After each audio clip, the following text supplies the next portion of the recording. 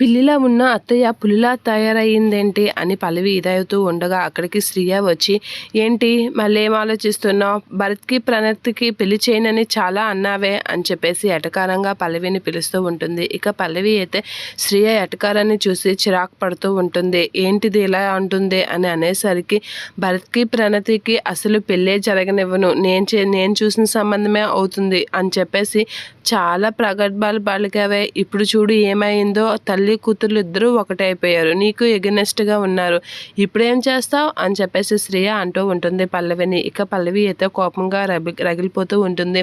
ఇప్పుడు భరత్ ప్రణతి ఇంటికి వచ్చారు. కొద్ది రోజులు పోయాక అత్త కోడళ్ళు ఒకటైపోయి అవని అక్క కూడా ఇంటికి వచ్చేస్తుంది. అప్పుడు మొత్తం నీ పని అయిపోయిందే అని చెప్పేసి శ్రియ అయితే పల్లవికి అలా చెప్తూ ఉంటుంది. అలా చెప్పగానే పల్లవి అయితే చిరాకుగా వింటూ ఉంటుంది. ఇక నువ్వు మాత్రం ప్లాన్లు వేసుకుంటూ ఉండు, అవని అక్క మాత్రం తన పని తను చేసుకుంటూ మన ఇంటికి వచ్చేస్తుంది.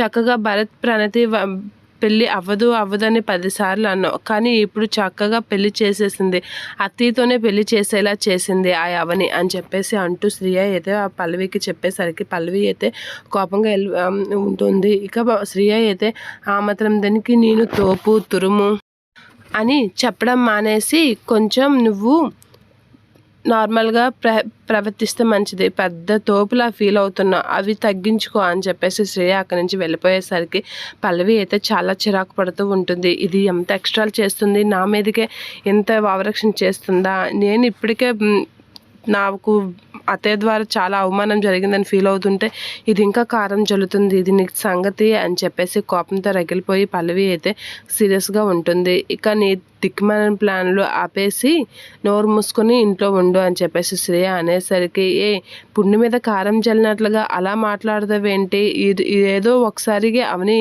ఇంత పకడ్బందీగా ప్లాన్ చేస్తేనే అవని వెళ్ళి వాళ్ళకి పెళ్లి చేసిందంటే మనం ఎంత జాగ్రత్తగా ఉండాలో చూడు, అలాంటిది నువ్వు నేను ఇప్పుడు కలిసి ఉండి వాళ్ళు ఎలా అవని ఇంటికి రాకుండా ఎలా ఉండాలా అని చూడకుండా నువ్వేంటి నాకు రివర్స్ అయిపోతున్నావు, నువ్వు ఇలా రివర్స్ అయితే నీ మొగుడు నా మొగుడు కలిపి మన ఇద్దరిని పని మనుషుల కన్నా హీనంగా చూస్తారు.